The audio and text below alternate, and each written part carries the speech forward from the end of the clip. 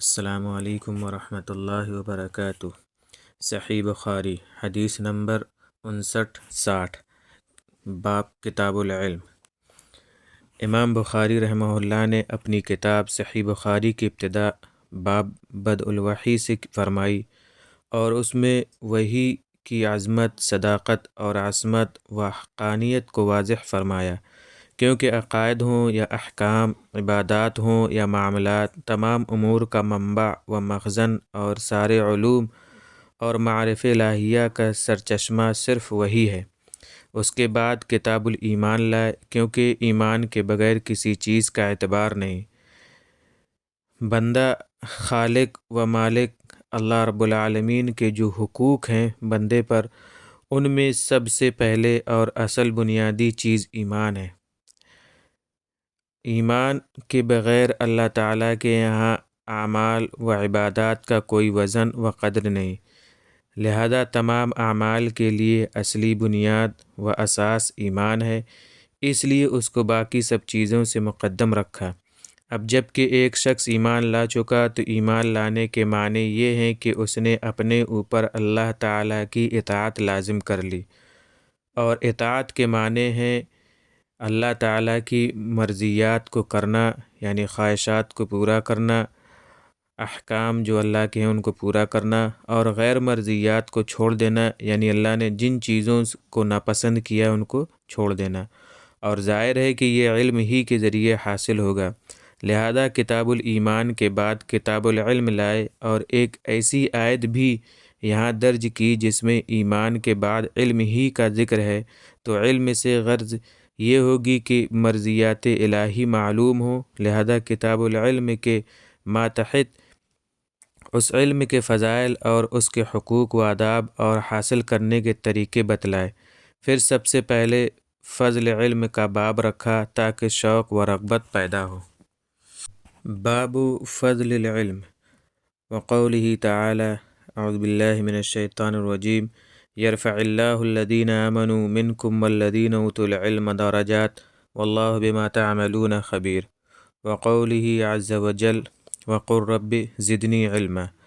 علم کی فضیلت کا بیان اور اللہ تعالیٰ کا ارشاد سورہ مجادلہ میں، تم میں سے جو لوگ ایمان رکھنے والے ہیں اور جن کو علم دیا گیا ہے، اللہ ان کے درجے بلند کرے گا، اور جو کچھ تم کرتے ہو اللہ کو اس کی خبر ہے۔ اور اللہ تعالیٰ کا ارشاد سورہ طٰہٰ میں آپ صلی اللہ علیہ وسلم سے ارشاد ہے کہ آپ فرما دیجئے کہ پروردگار مجھے اور زیادہ علم دے۔ آیت کریمہ سے ایمان اور علم کا ربط بھی معلوم ہوا، اور یہ بھی ثابت ہو گیا کہ ایمان و علم کی وجہ سے درجات بلند ہوتے ہیں۔ باب من سئل علما وهو مشتغل في حديثه فأتم الحديث ثم أجاب السائل۔ باب اس شخص کے بیان میں جس سے کوئی علمی سوال کیا گیا جبکہ وہ اپنی گفتگو میں مشغول ہو تو اپنی بات پوری کر کے پوچھنے والے کا جواب دے۔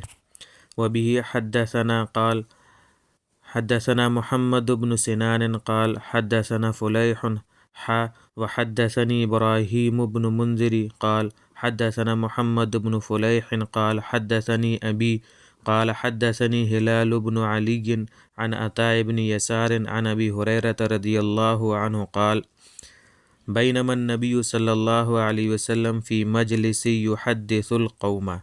حضرت ابو ہریرہ رضی اللہ عنہ سے روایت ہے کہ نبی اکرم صلی اللہ علیہ وسلم ایک مجلس میں لوگوں سے کچھ ارشاد فرما رہے تھے۔ جاءہ اعرابی فقال متی الساعۃ، کہ ایک اعرابی دیہاتی آپ صلی اللہ علیہ وسلم کے پاس آیا اور پوچھنے لگا کہ قیامت کب آئے گی۔ فمضى رسول اللہ صلی اللہ علیہ وسلم یحدث، مگر رسول اللہ صلی اللہ علیہ وسلم نے اپنا بیان جاری رکھا، یعنی سائل کی طرف کوئی توجہ نہیں فرمائی۔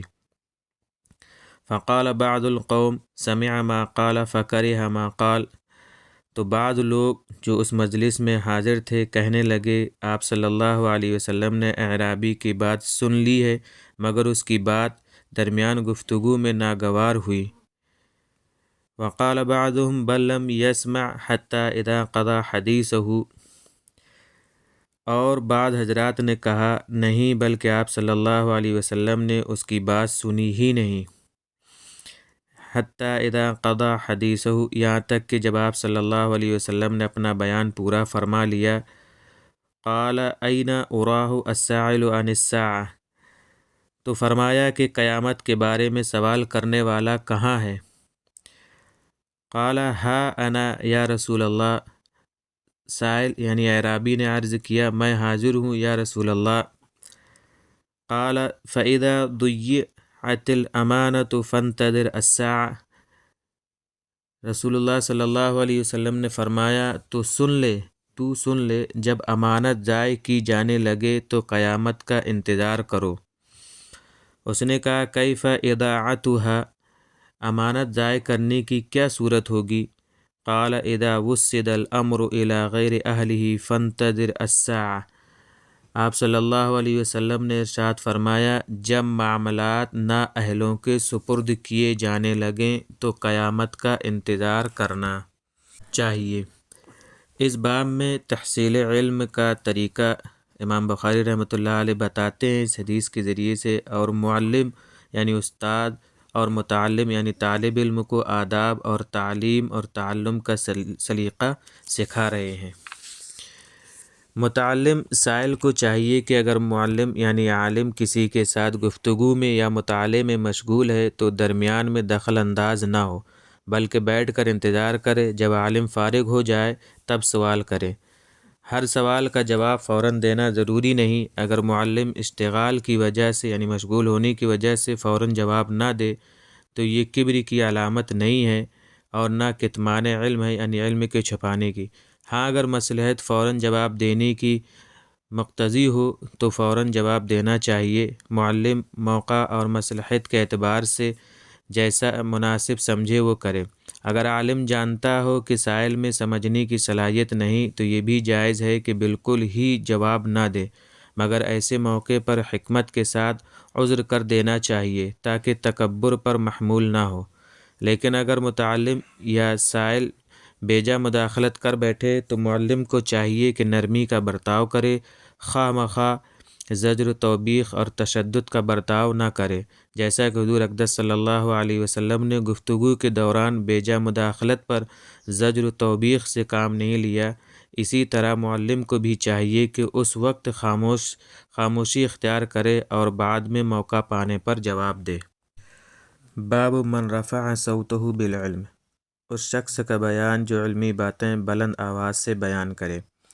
وبه حدثنا ابو النعمان قال حدثنا ابو عوانہ عن ابی بشر عن یوسف بن حماحة عن عبد الله بن عمرو قال تخلف عن النبي صلی اللہ علیہ وسلم في سفرة سافرناها فأدركنا وقد أرهقتنا الصلاة ونحن نتوضأ فجعلنا نمسح على أرجلنا فنادى بأعلى صوته ويل للأعقاب من النار مرتين أو ثلاث۔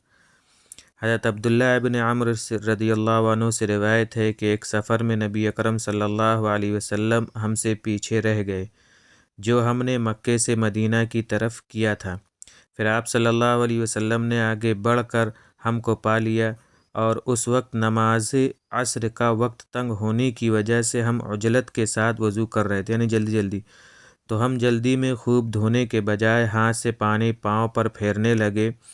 آپ صلی اللہ علیہ وسلم نے یہ حال دیکھ کر بلند آواز سے فرمایا ایڑیوں کے لیے دوزخ کے عذاب سے خرابی ہے۔ 2 مرتبہ یا 3 مرتبہ یہ بات فرمائی۔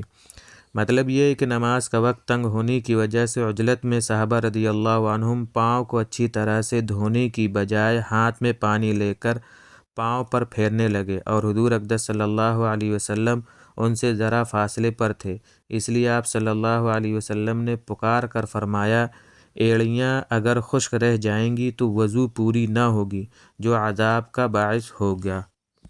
یہ تھی ہماری آج کی حدیثیں۔